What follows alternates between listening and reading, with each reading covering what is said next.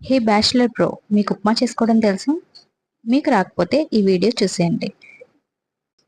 ఇదే మన ఉప్మా సిరీస్. మనం వెరైటీస్ ఆఫ్ ఉప్మాస్ ఈజీగా ఎలా చేసుకోవాలో నేర్చుకుందాం. సో మీకు ఇక్కడ కనిపిస్తున్నట్టుగా ఉల్లిపాయలు, అల్లం, పచ్చిమిర్చి, కరివేపాకు, జీలకర్ర, ఆవాలు, శనగపప్పు, మినప్పప్పు తీసుకొని ఇప్పుడు ఉల్లిపాయల్ని సన్నంగా హాఫ్ మూన్ లాగా కట్ చేసుకోండి. తర్వాత అల్లంని కూడా అలాగే చిన్న చిన్న ముక్కలుగా కట్ చేసుకొని పెట్టుకోండి. పచ్చిమిరపకాయలు కూడా చిన్న చిన్న ముక్కలుగా కట్ చేసుకొని పక్కన పెట్టేసుకోండి.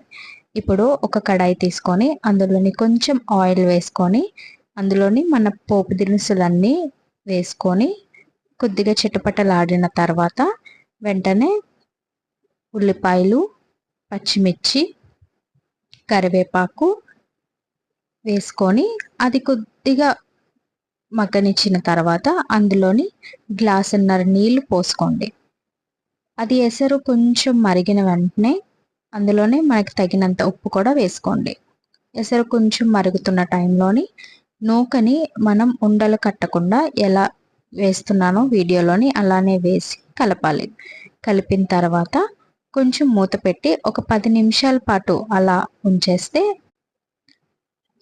మీకు ఈ ఉప్మా ఎలా అనిపించిందో చెప్పండి. అలాగే ఇలాంటి ఎన్నో సింపుల్ రెసిపీస్ కోసం మన బ్యాచిలర్ లైఫ్స్ అంటే మనకి కొంచెం ఈజీగా అవ్వడం కోసం ఇంకా చాలా వీడియోస్ చేస్తాం. So thanks for watching. Please subscribe for more videos. Please do subscribe my channel.